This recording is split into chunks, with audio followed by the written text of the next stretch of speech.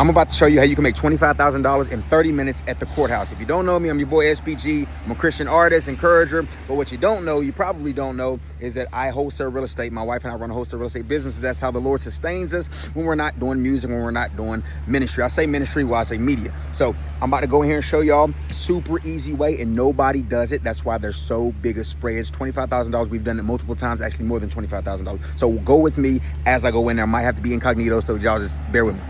Okay, so we got through, and I'm going up here to now the clerk of the circuit court office. And here is where you find the record room and all this. We're gonna go find probate records, so I'm gonna go in here. Hey, how are you?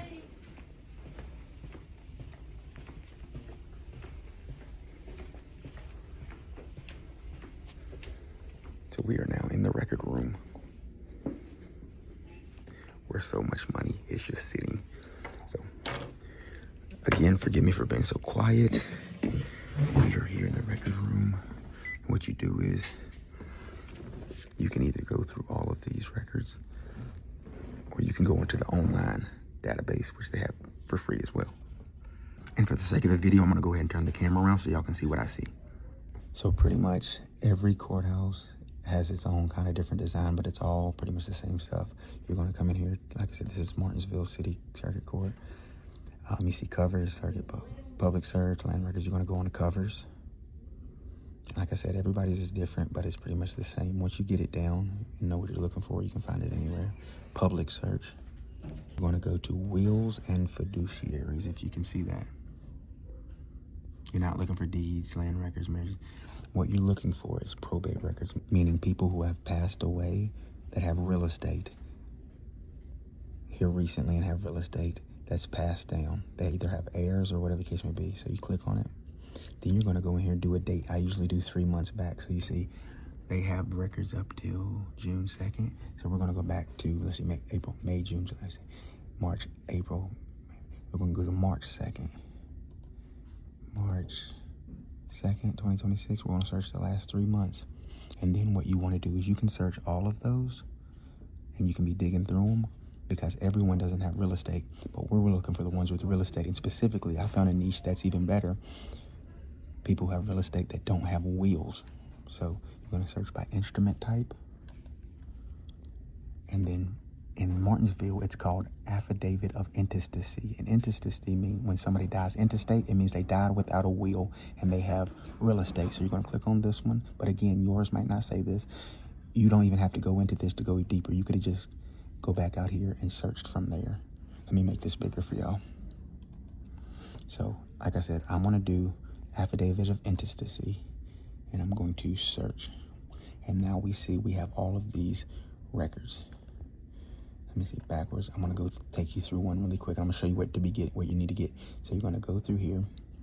You see here, pretty much it's saying here like Catherine Elaine Medley was the decedent. Decedent means the one who died. That's the date of death right here, February 21st, 2025. And you see this person right here. This is what you want: name and address of subscriber. It'll be either subscriber, maybe executor, maybe heir, maybe heir-in-law, whatever the case may be. You're looking for this person right here, Jeffrey Medley, and they live at 1120 Askin Street. Maybe I shouldn't put that in there. So anyway, I'll blur it out.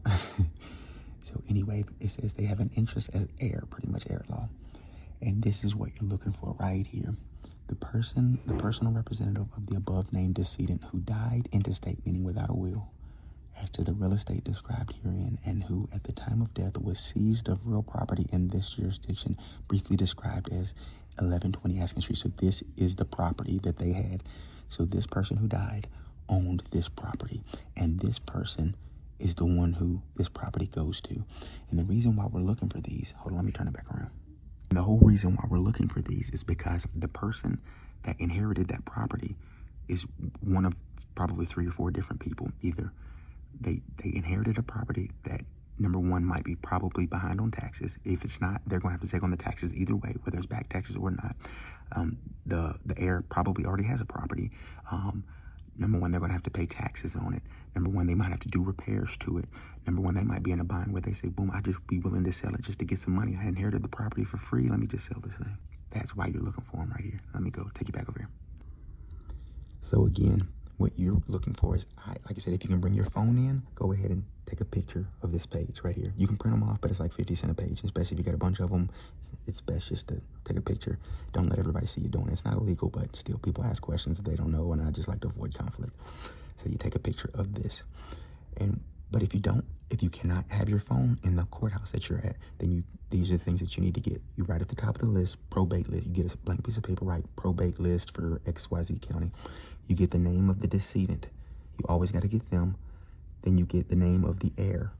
Now here's a list of heirs. You can get that as well, but I usually, especially if I got to write them down just to save time, I get the main one who came in, because this person right here is the one who came in and signed this and filed this. So you know that they are directly correlated and have a hand in the sale of this or the transfer of this.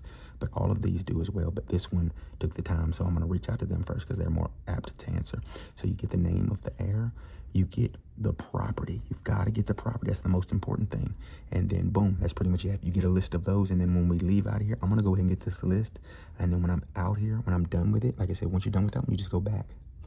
Then you go to the next one, and boom, you do the same thing. Do 19 Park Street. You do the same. Get those three things. Get the person who died, the new heir, and then the address. And then you get the whole list, and then I'll show you what to do here in just a moment when you get done with them. But really quick, I saw as I was going through my list something that I need to tell y'all, that if you come across, you'll know it, and it won't confuse you. So I'm going to turn it back around really quick. Okay, so say, for instance, you click on the second one, the next one, and you see the address 219 Park Street, and you get all the information, and you go to the next one, and then you see a different name, but then you see the same address. Then that's just another heir who's come and filed that they're an heir for the same property. You can just skip that, or you can get their information as well. You can take down all of these if you want to, be more thorough. That's good.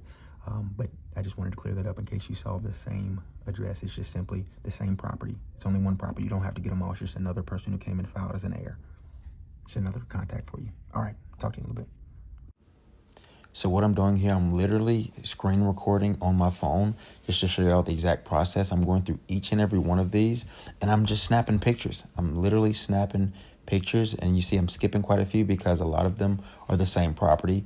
There are multiple heirs on it. So I'm just going to find each new property, and I'm snapping the pictures. I'm getting every one. I'm going to the next page, going, rolling, and I'm just getting a bunch of pictures. I think I got about 55. So we'll go ahead and speed it up, but I just wanted to show y'all exactly what I'm doing. So if you got your phone in there, you can do the exact same thing, but if you don't, take a pen and paper, you get the decedent, you get the new heir, and then you make sure you get the property address, and you go on to the next one, be in and be out. And just like that, we got the entire list 3 months back in T-minus 5 minutes, but let me walk out here real quick so I can tell you something that's super important. All right, so we just stepped out of here. So as you see, super simple process. Took me all of 5 minutes. Hey, buddy, how you doing? Took me all of 5 minutes to get in and get out, of course, other than time showing y'all. So that is how we've made multiple. I think our average deal size on probate deals is really around about $27,000, almost $30,000. And you would think like there's no way. No, that's definitely possible. Number one, because if you know anything about wholesaling, if you don't, then boom, this is the time. I believe God's showing you this for a reason. But if you know anything about wholesaling, the way that leads, you can make more off of a lead is if it has less competition. And the reason why probate leads have the least amount of competition is because you cannot get majority of them online. You can't just buy a list of them. You have to physically go into the courthouse, be uncomfortable to talk to people to figure out how to do it. And then when you do it, you have to sit there sometimes for hours on end getting these leads, but you can absolutely make $25,000, $30,000, $35,000 easily. Praise God. The first deal we had, I think at the beginning of last year, our highest 2 deals last year were literally $27,300 and $27,700 from probate deals that took us 5 minutes to get, and then talking to a person, and they wanted to sell because they didn't want the property and they didn't want to pay the taxes, XYZ. So what you want to do, then go do, is just chase the property, get on the phone with the people. And if that's something that interests you, then boom, let me know in the comments that you want that part 2, and we'll go from there. But that's the simplest part. And the reason why I wanted to make this video, didn't even plan on doing it, is because when I first started doing this, there was very few people who showed me how to do it. They talked about how to do it, but they didn't take me into the courthouse. So I decided decided this was an opportunity to take you in there. So boom, this might be God speaking to you saying, you know, you've been thinking, you know, there's got to be more. You're hurting financially. Maybe you're not hurting, but you just want to do more and spend less time and make more money to do more things that God's called you to do. So if that's you, go ahead and drop in the comments that you want the next part of how to take it from getting the lead to talking to the lead to getting the deals, to getting a contract signed, to getting a check in your pocket, and we'll go from there. God bless y'all.